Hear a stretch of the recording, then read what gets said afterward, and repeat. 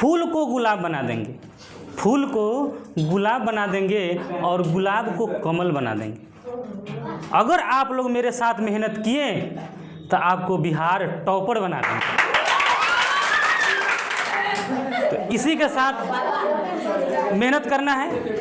तो इस क्लास को आप लोग ध्यान से देखिएगा, ठीक है। देखिए एक ही वीडियो में हम लोग इसको पूरे मतलब 6 स्थिति को समझ लेते हैं एक ही वीडियो में, ठीक है। तो इसलिए इस वीडियो को अगर एक बार ध्यान से देख लेते हैं तो आपका 6 से 6 बनकर एकदम रेडी हो जाएगा। तो सबसे पहले देखिए अनंत पर रखा था, ठीक है। अगर वस्तु को अनंत पर रखा जाए तो कहाँ प्रतिबिंब बनेगा? जब वस्तु को अनंत और सी के बीच में रखा जाए तो कहाँ प्रतिबिंब बनेगा? जब वस्तु को सी पर रखा जाए तो कहाँ बनेगा? जब वस्तु को सी और एफ के बीच रखा जाए तो कहाँ बनेगा? जब वस्तु को एफ पर रखा जाए तो कहाँ बनेगा? जब वस्तु को एफ और पी के बीच रखा जाए तो प्रतिबिंब कहाँ बनेगा? ध्यान से देखिएगा, यहाँ पे हम अवतल दर्पण यहाँ बना रहे हैं। इसके बाद इसको हम कलई कर दिए। कलई करने के बाद इस पर एक अक्ष खींचे, यहाँ P लिखेंगे और यहाँ पे F लिखेंगे। ध्यान से देखिए, हाला नहीं करिए, ठीक है। कैसे कैसे देखिए बन रहा है। सबसे पहले देखिए इधर कुछ नहीं, इधर अनंत है, अनंत, ठीक है। अनंत का मतलब होता है इस प्रधान अक्ष के समानांतर अगर रेखा खींचते हैं उसको हम बुझेंगे कि यह अनंत से आ रही है। तो ये प्रधान अक्ष है ना, तो प्रधान अक्ष से एक रेखा खींच दिए, ठीक है। नीचे भी वो खींच देते हैं प्रधान अक्ष रेखा। तो प्रधान अक्ष से जो किरण आ रही है, यानी जो अनंत से जो आ रही है, जब वस्तु अनंत पर हो तो कहाँ प्रतिबिंब बनेगा? तो अनंत से आती हुई किरणें या दर्पण से टकराने के बाद फोकस से होकर गुजरती है। दर्पण यहाँ यह भी आने के बाद में यह भी फोकस से होकर गुजरेगी। यानी इसका मतलब क्या है? इसका मतलब है कि जब वस्तु अनंत पर हो तो प्रतिबिंब फोकस पर बनेगा, ठीक है। इसको समझ के दूसरा देखिए, ये अनंत है। अब अनंत और सी के बीच में रखा जाएगा, अनंत और सी के बीच में। तो अगला है जब अनंत और सी के बीच में रखा जाए तो फटाफट इसको देखिए कैसे बना लेते हैं हम लोग। एक दर्पण बना लेते हैं। दर्पण बनाने के बाद में एक प्रधान अक्ष खींचते हैं। प्रधान अक्ष में P, यहाँ पे F होता है और यहाँ पे C, ठीक है। इसके बाद में हम कहाँ रखें? अनंत। इधर मेरा क्या है? अनंत है। अनंत और सी के बीच रखना, अनंत और सी के बीच माने वस्तु को यहाँ पर रखना है, वस्तु को अनंत और सी के बीच में रखना है, ठीक है। सी अनंत और सी के बीच में रखे तो यहाँ पे यह किरण गई और दर्पण से टकराने के बाद फोकस से गुजरी, दर्पण से टकराने के बाद फोकस से गुजरती। और दूसरा जो है सी से गुजरेगा, दूसरा जो है सी से गुजरेगा यहाँ पे, फिर टकराने के बाद में फिर यहाँ से टकरा के फिर इसी से वापस चला गया, नहीं यहाँ से आया और फिर वापस आया, कहाँ मिला? यहाँ मिला। यानी आप देख सकते हैं जब वस्तु अनंत पर था तो प्रतिबिंब फोकस पर बना। देखिए जब वस्तु अनंत पर था तो प्रतिबिंब फोकस पर बना, और जब वस्तु अनंत और सी के बीच में है तो प्रतिबिंब फोकस और सी के बीच में बना। यानी कहने का मतलब है जैसे जैसे वस्तु इधर से ऐसे घसकेगा प्रतिबिंब वैसे वैसे इधर घसकेगा। पहले एफ पर बना, उसके बाद अब क्या बन रहा है? सी और एफ के बीच बन रहा है। तो अनंत और सी के बीच में रहेगा तो सी और एफ के बीच बनेगा। यानी अब वस्तु यहाँ रखे तो प्रतिबिंब एफ से यहाँ घसक के आ गया, और जब वस्तु को यहाँ रखेंगे तो ये घसक के यहाँ आ जाएगा, है ना। यानी जैसे जैसे वस्तु को हम दर्पण के तरफ ले जाएंगे ना उसका प्रतिबिंब वैसे वैसे इधर बनते आएगा, ठीक है। तो यह हो गया आपका। अब वस्तु को सी पर रखें। अगला है वस्तु को कहाँ रखना है? सी पर रखना है, वस्तु को सी पर रखना है। पी हो गया, एफ हो गया, सी हो गया। वस्तु को सी पर रख दिए। अब सी पर रख दीजिए, यहाँ पे यहाँ रख दिए, यहाँ से दर्पण से टकराई, टकराने के बाद एफ से होकर गुजर गई, ठीक है। अब अगला जो है, अगर सी पर है तो सी से थोड़ी गुजरेगा, एफ से गुजारेंगे इसको। अब अगला को हम एफ से गुजारेंगे, एफ से गुजरा और यहाँ से टकराने के बाद में इसको काटा, इस लाइन को काटा, तो यहाँ पे जहाँ कटा वहीं पे क्या बना, प्रतिबिंब बना। तो ए है बी है ए डैश है बी डैश, ठीक है। अब अगला, जब वस्तु सी और एफ के बीच में रखा है, देखिए अब हम यहाँ देख सकते हैं आप लोग कि जैसे जैसे वस्तु उधर जा रही है वैसे वैसे प्रतिबिंब इधर खसक रहा है। अब देखिए सी पर रखे तो प्रतिबिंब सी में बना, अब वस्तु को सी और एफ के बीच अगर यहाँ रखेंगे तो ये मेरा प्रतिबिंब है इधर खसकेगा कि नहीं। बस यही ध्यान दीजिएगा कि जैसे जैसे वस्तु को हम उधर ले जाएंगे प्रतिबिंब वैसे वैसे इधर बनते जाएगा। अब देखिए सी और एफ के बीच में रखना है, सी और एफ के बीच में। अब यहाँ पर वस्तु को सी और एफ के बीच में रख रहे हैं।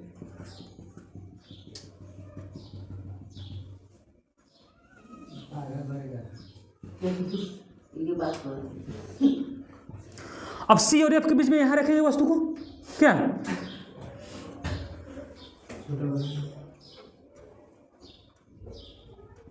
सी और एफ के बीच में रखेंगे। जैसे मान लेते हैं यहां से वस्तु गई किरण, और किरण के बाद यहाँ टकराने के बाद फोकस से गुजरा ना फोकस होकर, ठीक है। अब अगला जो है सी से होगा, तो इसको और ऊपर बढ़ा दे थोड़ा सा, ठीक है। अब सी से देखिए यहाँ पे इससे दर्पण से टकराने के बाद इधर गई और टकराने के बाद फिर वापस रिटर्न हुई और सी से होकर यह कहा कि क्रॉस की, सॉरी हाँ, थोड़ा सा इसको बड़ा कर देते हैं,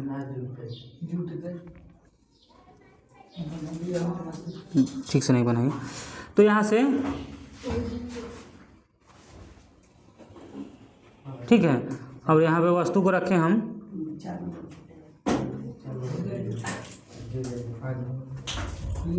आगे यहाँ जुटा,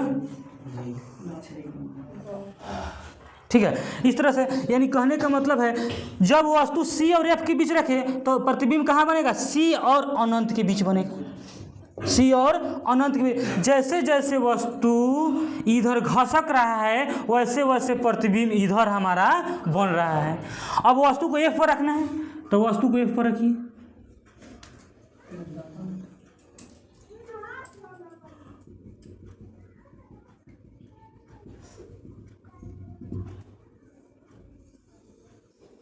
यहाँ P, यहाँ F और यहाँ C। देखिए ई वाला बराबर रहेगा ना तो गलती नहीं होगा। जैसे इसके बीच की दूरी जितना रहेगा इतना ही इसके बीच की दूरी रहेगा ना, तो आपका जो है ना ई वाला है जो खींच रहे हैं वह गलत नहीं होगा, और स्केल से बनाएंगे तो भी गलत नहीं होगा। अब वस्तु को F पर रख रहे हैं, वस्तु को F पर फोकस पर रखें, तो यहाँ से टकराया, टकराने के बाद फोकस से गुजरा, ठीक है।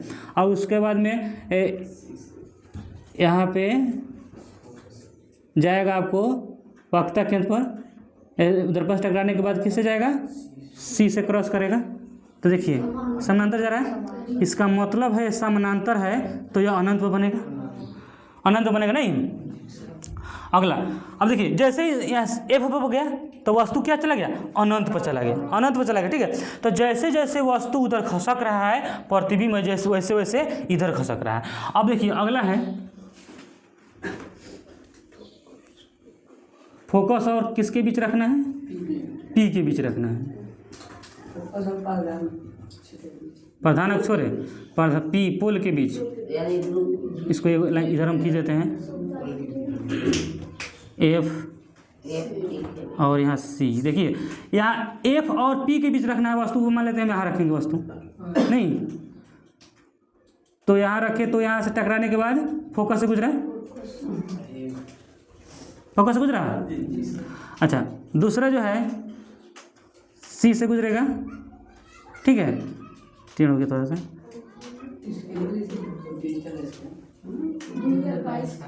देखिए इधर फैल रहा है, इधर फैल रहा है, इसका मतलब है इधर dot dot dot dot dot line देंगे, मतलब ये लाइन जो है डॉट डॉट देंगे, पूरा लाइन नहीं देंगे। तो यहाँ कहीं जाके मिलाई, इसका मतलब है प्रतिबिंब इधर बन गया, ठीक है। तो जैसे जैसे यह मतलब वस्तु उधर खसक रहा है, प्रतिबिंब वैसे वैसे इधर बन रहा है। तो इसी में एक खाली काल्पनिक प्रतिबिंब बनता है, काल्पनिक सीधा और इसको क्या बोलेंगे, काल्पनिक सीधा और क्या बोलेंगे, बड़ा बोलेंगे, वस्तु से बड़ा। तो इस तरह से हम लोग छऊ को समझने का प्रयास किए, ठीक है। आप लोगों को समझ में आया?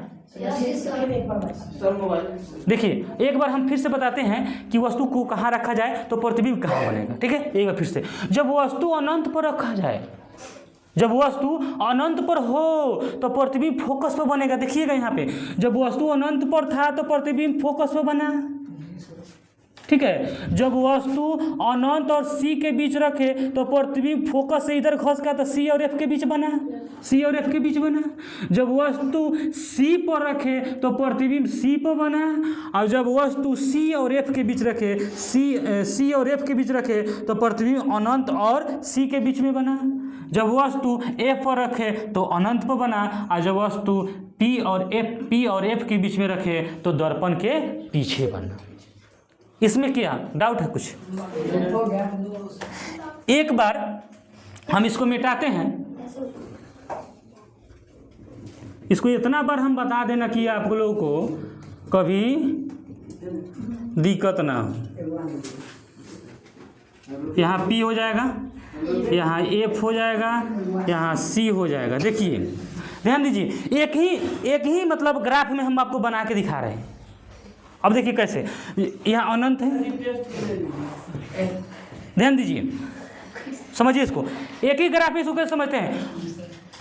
वस्तु अनंत पर रहेगा। देखिए वस्तु अगर अनंत पर हो, वस्तु अगर ये देखिए, हम वस्तु को यहाँ रखेंगे तो 1 लिखेंगे, और प्रतिबिंब को 0 से सूचित करेंगे। ध्यान दीजिएगा आप लोग, ध्यान दीजिए, वस्तु को 1 से सूचित करेंगे और प्रतिबिंब को 0 से सूचित करेंगे। देखिएगा हम देखें, जैसे वस्तु यहाँ 1 रखे, वस्तु माने यहाँ रखे तो प्रतिबिंब कहाँ बना? फोकस पर। देखिए वस्तु यहाँ रखे तो प्रतिबिंब बना फोकस पर, दिखा रहा है 0 से दिखा रहा है। वस्तु अनंत पर है तो प्रतिबिंब फोकस पर। अच्छा, वस्तु अनंत और सी के बीच रखे, अनंत और सी के बीच रखे तो प्रतिबिंब सी अब इधर खसकेगा, जैसे इधर ही खसका तो यो इधर घसकेगा, तो इस सी और एफ के बीच आ जाएगा। ध्यान दीजिए, वस्तु अनंत और सी के बीच रखा है तो सी और एफ के बीच आ गया। अब देखिए, अब इसको इधर खसकाइए, अब सी पाएगा, यानी 1 इधर आएगा तो ई कहाँ आएगा? यहाँ आएगा।